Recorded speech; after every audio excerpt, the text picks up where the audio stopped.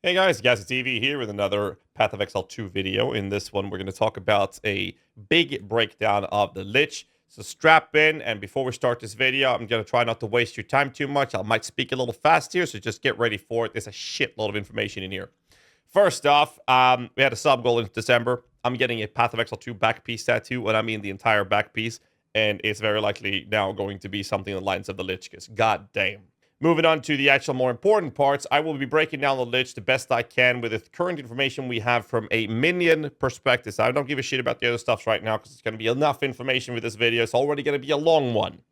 So, first off, we don't have patch notes. Secondly, there's a couple questions that we need to get answered regarding certain mechanical interactions that needs to be answered for us to fully understand the Lich, but there are some parts of this that is ridiculously strong. And for everyone who keeps asking me, oh, what is the best minion ascendancy right now? Well, based on the information that I see in front of us from a current 0.1 state of the game, the Lich will outperform everything in terms of damage output. It's just absolutely ridiculous, and I'm here to tell you why.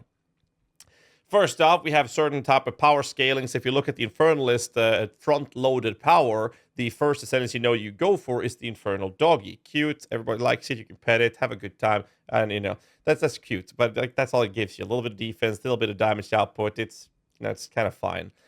The Lich, however, the first front load power for minions would be this node right here, Necromantic Conduit. So speaking of nodes, this image, the node Dominion over Flesh and Blackened Heart, they're wrongly placed. They're actually switched. So Dominion Flesh is here and Blackened Heart is here, just so you guys know. Either way. So you would start with Necromantic Conduit, and now you have an Unholy Might. Now, for all of you PoE 1 veterans are like, yeah, but I mean, what do you mean conversion with to Chaos? That doesn't matter. Well, here's the thing. In Path of Exile 2, Unholy Might does not convert your damage anymore.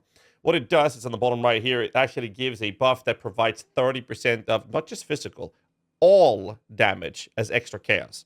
So that is a ridiculously strong modifier, and it's extremely good to utilize for minions. So that will be your first type of node. This is then followed up by Blackened Heart, which is supposed to be here. I'm a little bit in the way I see now. What Blackened Heart is doing is giving you a 4% increased magnitude of the Unholy Might buff per 100 maximum mana. Now 30 times 1.04 is 31.2. So 4% magnitude is a 1.2% increased effect per 100 flat mana, max mana. What this means is that you're heavily incentivized to playing this build with a energy shield mind over matter approach. That is basically the gist of it. And you can get, say 5,000 mana. That's not too unrealistic to expect. If you get 5,000 mana, now you're adding 60% buff effect on top of the 30%. Now you're giving your minions 90, and allies and party members, by the way, 90% of all of their damage as added extra chaos damage from an ascendancy. 90%. Most importantly, something that I'm a humongous fan of is having scaling modifiers that scales both my offense and defense for my same investment that I'm doing. This class allows me to do so. If I invest into mana, that is my defense to mind over matter, at the same time as it is an offensive scaling modifier to buff the Unholy Might. I love that approach personally. It is ridiculously strong. Essentially, the gearing kind of approach, not knowing the patch notes and comparing this in a 0.1 state to the current state of the game, the Infernalist is a energy shield life stacking build. The Lich is an energy shield mana stacking. So the gear is basically the exact same approach, except for the fact that you're using mana instead of life. That's the gist of it. But those are the two main nodes for scaling minions in terms of damage output. Then we have a couple of other options. First off is the curse stuff. If you curse enemies, you and your allies in your presence have a 33% chance to make the enemies explode on death and dealing a quarter of their maximum life as chaos damage. That is ridiculously good. Absolutely. This follows up to Dominion over Flesh, which allows you to do an extra curse or cursing hexproof enemies. Kind of irrelevant for the most part. And that's about it. Now, sadly, Blasphemy Curse that makes curses an aura radius around you, they're pretty short range. I don't think that's going to be the play, but you can have this, you self-casting the curses for the explosions. That's great. However, there's another couple of details taken into consideration. I had a conversation last night with Darth, Karn, and Wudio, and like the Crystalline Phylactery, what this node is doing, they were basically saying that the Jewel was kind of meh as an Ascendancy node. I disagree from a minion perspective because the tree doesn't offer us that much in many ways to scaling damage output. And what we do with most minion builds is that we get the stuff that we want and need, and after that, we don't really have many more minion nodes to go for. So the job that we have is two choices. We go for defensive nodes, or we go for jewel slots. In most cases, we go for every jewel slot that costs us 3 points or less to get to. This gives us essentially 2 jewel sockets. So what it does is that you can put a basic non-unique jewel in here. And that jewel will have a 100% increased effect. So you basically get a jewel that is double the power. The downside of this is that if you don't have any energy shield, your cost of skills will go up by 50%. But since the build is expected to run an energy shield mind over matter, you'll always have an energy shield. At least that's the idea, right? This puts us in a very interesting position where this jewel slot is actually very, very, very valuable. I would probably always take it as my last Ascendancy, but it is a very valuable slot. Most importantly, for something like the current state of the meta builds of minion builds, for bossing, most of the builds will be going with Frost Mages. The way Frost Mages scales the most effectively is through having them giving crit strike chance and just ramping up the damage that way. Having a jewel slot, and you have one jewel that has a really good crit strike chance modifier for your minions, put that in, now you have double that. That jewel slot alone can enable the initial start of a Frost Mage build to do ridiculously well in the current state of the game before patch notes again. Keep that in mind. So the Crystalline Phylactery is actually a really strong mode and Ascendancy node for minion builds. It might not be, based on my conversation with the other guys last night, might not be good for other classes or maybe for chaos-oriented classes, but for minion builds, a jewel slot is really valuable.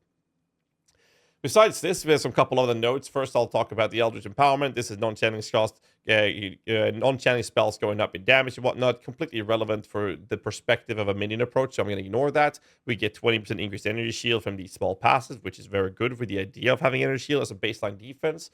We have energy shield if you've consumed a power charge. Not sure if AI are going to run that at all. And we haven't even discussed the idea of adding specters to this, so there might be more options for us. I'm only looking at this from the current perspective with minions that we have access to. That looks like this Lich is going to be the best minion class you can play right now. Price of powers, non-channeling spells, consume power charge, deals more damage. Completely irrelevant for minion builds again, so we're going to ignore this. However, on the right-hand side, this is where things get a little tricky. Soulless Form is 10% of damage taken, bypass energy shield. Okay, that's fine, I guess. It also says no inherent mana regeneration. Okay. However, you will now instead regenerate mana equal to 6% of maximum life per second. Now, this is obviously ways for you to compensate the node from taking damage on your life if you're not running Mind Over Matter, and then to regenerate the mana based off your life, but you also need to make sure you cover life in this case. However, the small node here says 3% increased life. It's very likely that the node before will have 3% life as well. And the last node is very interesting, and this one requires a lot of unanswered questions to be answered. Eternal life makes it so that your life cannot change while you have energy shield. This, in a theoretical vacuum, essentially makes this build immortal from anything and everything. You actually cannot die ever. It's just not possible to die. And the reason for that is because we have access to Eternal Youth Keystone on the passive. We have things like Zealot's Oath. All you need is 1 life regeneration, and now you're basically having, as soon as you get 1 energy shield, anytime you take a damage, doesn't matter. Like, what it says is that if you take a billion damage hit and you have 1 energy shield, that billion damage will not kill you because it will just take the energy shield and not change your life. And then you will have to be hit again after that to hit your life pool when you have 0 energy shield. But if you're regenerating energy shield, the next hit that comes through will have to hit before your energy shield regeneration has given you 1 energy shield. It's just, they have to answer these questions, because if that's the case, the build's immortal, right? So we're expecting that to not be the case, obviously, but it's kind of interesting, but it does require some questions to be answered to fully understand how this mechanic will work. The other aspect of it is, let's say that's not going to be possible to bake us immortal, which is very logically going to be what we assume. We have other things happening. If we have this modifier and we have 10% damage taken, bypasses energy shield, what it basically tells us is that we're just mitigating 10% of damage. You never take the 10% damage. It just won't happen. And then if you look at items such as a Serious Disdain, you can look at damage taken bypasses energy shield. I've seen 31. I believe one guy in chat yesterday said that they had a 35% roll, but I think it was a 22% increase. So 25 is 31, which actually is 30.5, but rounded up somehow, which is normally not the case in this game. But let's say that this is the max, because that's what I'm assuming is the max. 31% of damage bypasses energy shield would essentially mean that you have 41% damage that is bypassed your energy shield, which you don't take.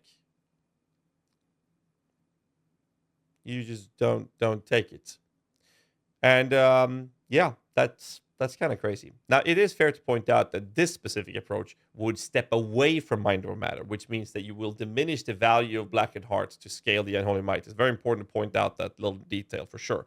All I'm saying is that 41% damage mitigation is stupid.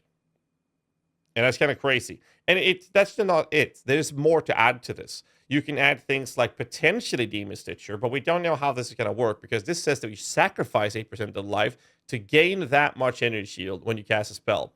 Now, the reason I'm bringing this up is logically, we would assume that since your life can't be changed, you don't sacrifice life and therefore you don't get energy shield. But we also have weird interactions. For example, if you play CI with something like Ghost Wraith, or the energy shield amulet, for example, those things for some reason take into effect before the CI kicks in.